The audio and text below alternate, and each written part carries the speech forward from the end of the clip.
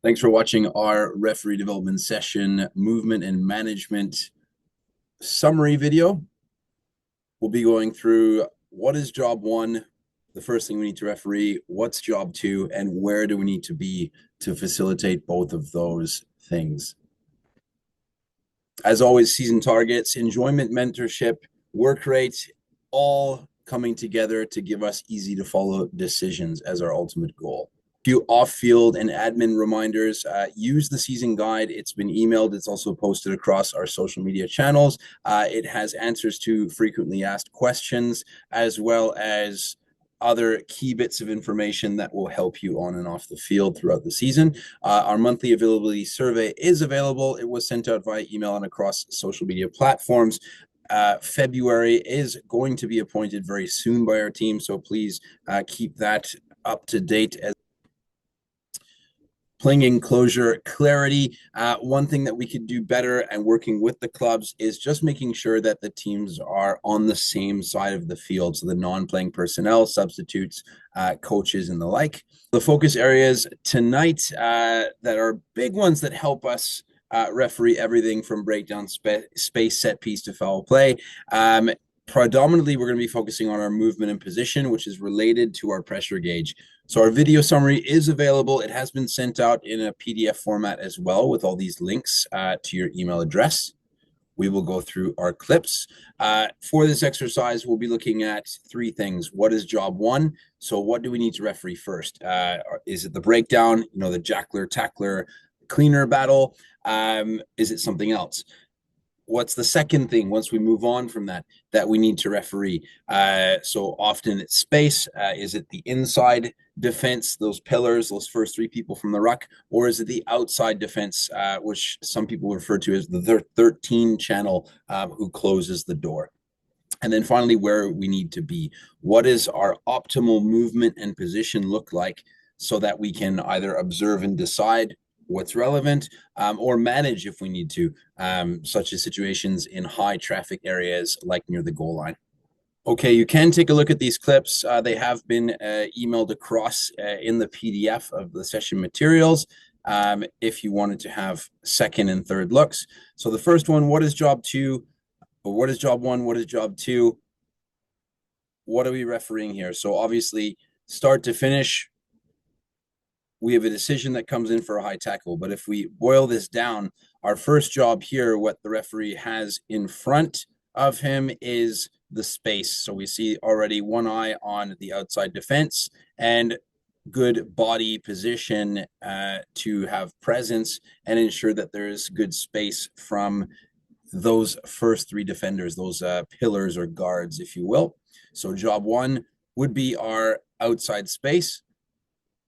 And we are managing our inside space as well by being in a strong position along the attacking line, with shoulders and chest facing those outside defenders. Second thing we need to referee, move on from this, everyone's on side.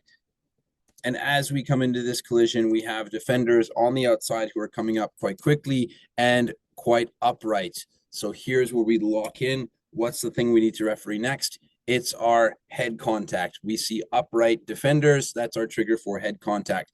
And it makes going through those four questions. Is there head contact? Was it foul play? What's the degree of danger? Are there any mitigating factors? Easier to process. So we see the contact comes in, quite a passive tackle with a bit of net contact. Easy penalty only decision.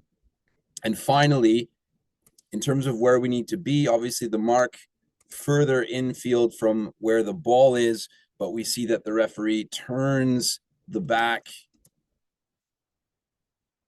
to where the mark is and faces the players and walks backwards. So not turning the back on the players in proximity to each other as they're getting up, really important skill as we move to a mark across the field. So great work from the referee, again, to, as they are moving to the mark, turn and make sure that everyone gets up and moves away, and we get on with the game without too much fuss or delay. A little bit of contrast here. So knock-on comes in. So the first thing, obviously, we're refereeing is that contest in the air. The second thing is that knock-on. So we're playing a bit of advantage. Moving on quite nicely to the next job as we get a quick phase here with lots of support. The next job is to referee the space, which the referee lingers a little bit long looking at the contest that's already won, but is in a pretty decent position. Maybe it could be a little bit wider. But as the ball moves across the field, a reminder of that key skill in using your movement as management. We blow the whistle. Players are still in proximity to each other, and we move away with our back to the players. So just not great practice, could lead to a flashpoint. If we need to go back to a mark relatively quickly, a little backwards trot will serve us better than turning and running away. Next one. From a line-out turnover, we have a knock-on.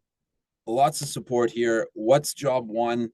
We're dealing with the space from the defense that just lost the ball. And as that's cleared, as everyone's set up in an onside position, we watch the referee move on to job two. We see a box kick coming. This is the next thing to referee, identifying where's that blindside chaser if they're close to the line of the kicker, and then looking in field. So blindside chaser, we saw the head and eyes of the referee look here. No danger. Then we look in field. No danger. No one is in front of the kicker, but still strong position to create as much space as possible so that the kicking team and the kick chase is clearly onside. And then moving up the field and the process continues. So job one, what am I refereeing? Job two, and being in smart positions. Where do we need to be? Getting off this turnover, giving lots of good width here. We're inside the 15 or between the 15-meter line and the touch line. No need to go in. It's usually an area where there's either a clear contest in terms of a clear turnover or decision, or lots of support. So we're not really in a management situation where we have lots of numbers against lots of numbers in close quarters. Referee stays out wide, able to referee the space by using body position and eyes looking towards that 13 channel and having sight of that first three defense, those first three defenders next to the ball. Then moving on, turning the body, so a bit unconventional, except for in a kicking situation, turning the back towards the defense who are no longer the threats. The threats are now the people who are chasing the kick. So we're aware, and then that way we're not turning our head and guessing or getting spooked by players who are running fast up the field. We know exactly where they started from. Kick happens, they all start onside, and now we can move on to the aerial contest. So similar but different situation with the kick. Ball going to the wide channels, noticing that the wings are upfield and there's lots of space in behind. The kick gets put in, but notice the referee starts to converge towards the ball. So ideally, we want to get to ball in line to be able to referee everything in general play, from knock-on, throw forward, obstructions in front of kickers, etc. So with the same amount of effort, instead of verging towards the area inside the 15-meter lines, we'd rather the referee just go straight up the field, get to ball in line, and then close the east-west space, as some people refer to. Same thing here, break up the field, but again, the referee running converging line toward the ball. A couple of issues here is you'll notice that the players are trying to run into the same space, but there's no need to go in this area. It's not a high traffic zone. We have ball carrier, we have a tackler coming in, and here we end up in a trap where, because we're not in an optimal position, optimal be ball in line with a bit of width, just near the 15-meter line, we may get an error here, because as we see, there is a bit of head contact, but everyone's low, everyone's coming in to use their arms in a position to make a legal tackle. They're very, very close to the ground. Luckily, we get a play on here, which is the correct outcome, but we can see it quite clearly on the camera. From this tight gold position, we may not be able to see it. So let's make sure we're a little bit wider, ball in line, especially in these wide channels between the 15 and the touch line. So again, set piece near the 5 meter line. We get a good scrum turnover. The referee does well initially, but as soon as this happens here, we got to make sure we track back with that pass that goes into in goal. So instead of moving around or converging towards the ball, we want the referee just to go straight back to ball in line. So we go straight back here. Shortest distance between 2 points is a straight line. So if we get to this plane, we want to be able to go in a straight line. Proximity to the ball itself is secondary. We want to be able to get in line with the ball first. And then we get a charge down. And fortunately, we end up with a pretty clear grounding and a good recovery from the referee. But optimally, seeing that this charge down is coming, we've already moved on. We're not concerned about offside play. The ball's been turned over from the scrum. Everyone's onside to start. We get to ball in line, and then we'd be able to be in an optimal position coming around with the try scored at our feet, just in case the body and the ball is on the other side of where the referee is standing. So again, small adjustments to positioning.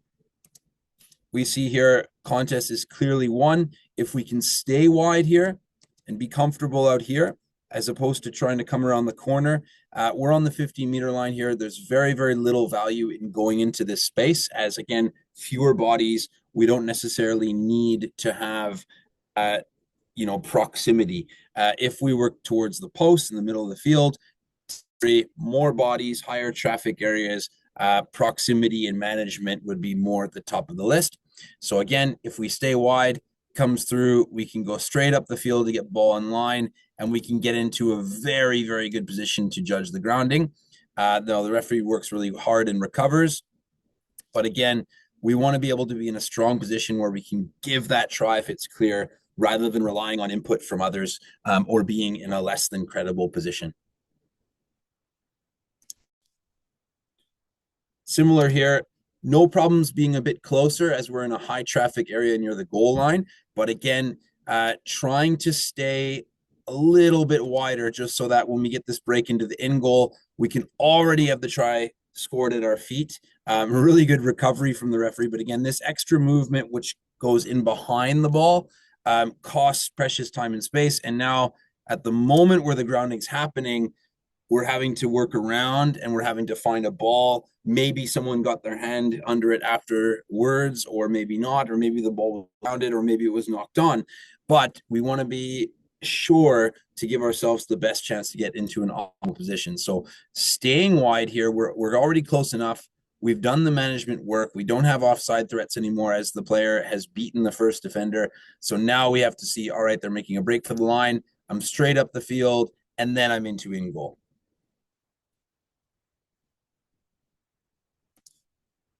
So here, good example of a kick or a line break in any case, where the ball goes rapidly up the field. Referee turns and goes straight up the field. This is really, really good because she's able to get ball in line, which is great, and then steals a few meters in field, gets into a good position in goal, and we're in a credible position to have an acceptable and understandable outcome. So again, line break happens. Rather than converging towards the ball like a player would, referee goes straight up the field to get in line with the ball as quick as possible. Bang, ball in line. Now we can close the east-west space, and it's gone into in goal. That's when we go beyond the ball. So obviously general play, we want to be ball in line. As soon as the ball gets in or near the goal line, then we try to get into in goal first and then come around so that we can have an angle of both sides of the body carrying the ball. So once again, really, really good work. Lineouts well set. Referee pops to the back. We would love to see the referee's head and shoulders facing the defensive team and the head turned towards the ball. But in any case, really good work to stay wide, clear line out maul, no real threats to offside, no players swimming around, no need to go in. And as the ball comes out, we see the referee is able to stay wide in a comfortable position. But here is where we get caught on the back foot. So that walking into this position in behind the 9, not a bad position if we're in a high traffic area and there's lots of bodies everywhere. But here, lots of support, no real contest at the breakdown is well secured. So no real need to go too close. Here, what we need to referee is the space. We're not in a great position from here to referee the space. So then we can get around the corner earlier to be able to have good presence to maintain the space here. The learning here, once job 1 is done and you're not too worried about a messy contest, that's your only reason to go in tight. So no contest here. Everyone pulls out. Let's try to stay a little bit wider and on the infield side if we can. Few resources at your disposal, just on the movement and position side, because we were referring a lot to these terms, like being flat on the infield side. If we're going to be short or tight, being tight to the 9's pocket rather than in behind the breakdown 2 or 3 meters in what some people would call a chariot position. So our key focus area video, just a 2-minute one around those basic positions and when to be there. There's also some analysis tools that you can use in terms of looking at your own footage and seeing when your position and movement was effective. Once again, keep the conversation going on Coach Logic. So if you have not activated your account yet, there is a link to do that in this PDF that's been sent to you where it says create your login. If you've got one, you can access the feed there or just by Googling Coach Logic or downloading the Coach Logic app for Apple or Android. You will see the feed and you can navigate using the left-hand column. So scrolling down through the feed, you'll see what's most recently either addressed to you or to the group. And if you've had some people coach you, you can scroll down and you'll see at your name, and those are clips of your either from your peers or coaches that are designed for you.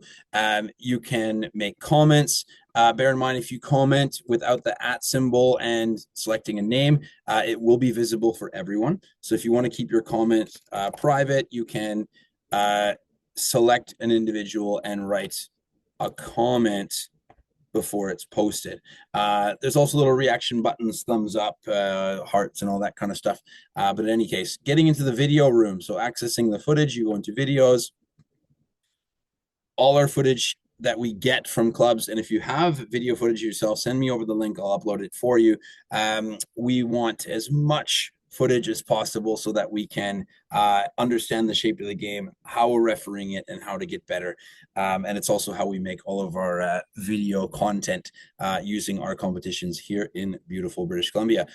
So if we look, for example, men's Division 3, Langley versus Capilano, Tyler Dawson, it's formatted that way. If you want to search for yourself, you can use the search function and find videos of your own as far back as 2017. So if we open up a video,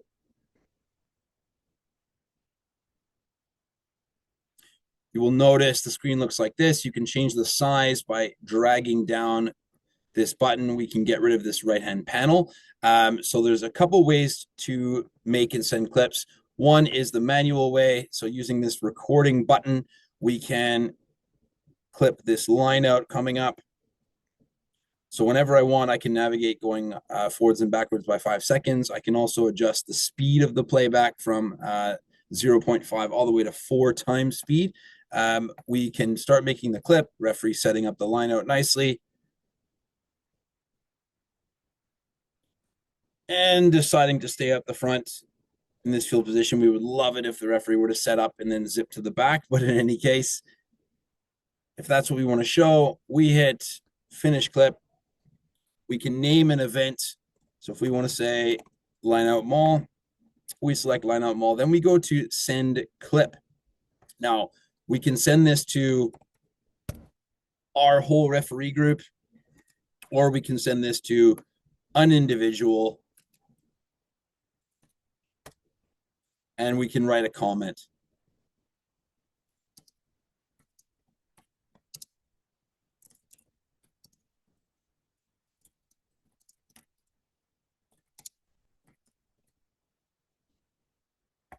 Once we send, confirm, always a good idea to hit save, and that way the clip will automatically be posted onto the feed. Now, another little trick that you can use if you're reviewing games and you want to make clips a little bit quicker, you go into that right panel. And if you don't see any things in the quick search, you go into create clip.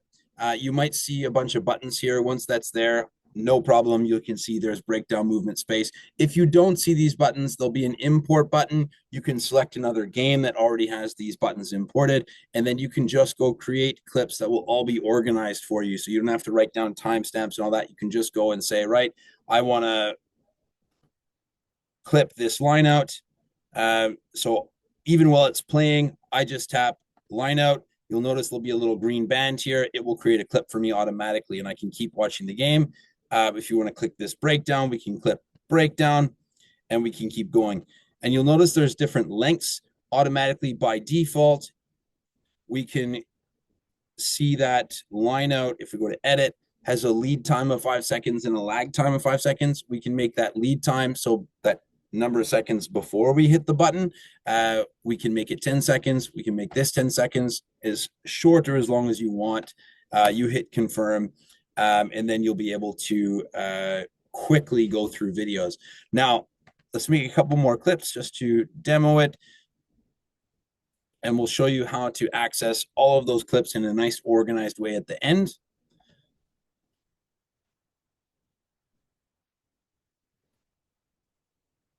So we get into our next passage of play. We have a scrum. We'll get out of the editing column. We can clip the scrum. We can even jump to 4 times speed, hop through the game, look at what we want to be focusing on. If it's the next scrum, we can zip all the way to the next scrum.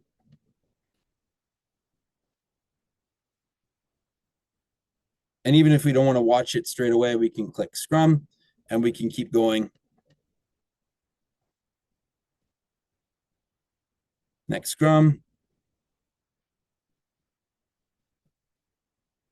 Perfect. So as an example, if we wanted to just analyze our scrums and see how we did or get feedback from peers, once we're finished, we can hit this button that says matrix. And you'll notice all the filters are down here. So if we just want to watch scrums, we click scrum, and you'll notice all our timestamps are there. So if you want to write them down or send them to someone, you've got all that information there. If you click on one of them, it will take you to that clip. So we can watch these 3 scrums. And by the way, you can set the speed to anything you want. It will not record the clip in that speed by default. The speed setting is on who is ever viewing it to adjust. We can watch the next one. And we can go to the 3rd one. So again, good practice to hit save frequently. If you want to get back to the original view and you want to be able to see the timeline and scroll back and forth, you hit timeline, and then you can go and see any clips that have been made by other people in this way. So any clip you make will be visible on this timeline, but the text will only be visible or notes to those who have access to that. So if you've gone at referees, you'll see a little bit of text here. But if it's a private one or you have no comments like we have, just scrum, you will not be able to see text. Now, once you've created the clips, how do you send it in the feed? We go to that particular clip. So let's go back to our breakdown one. You'll notice there's an edit button. We'll hit edit, and then it will bring up the send clip, and we can send it to anyone we want.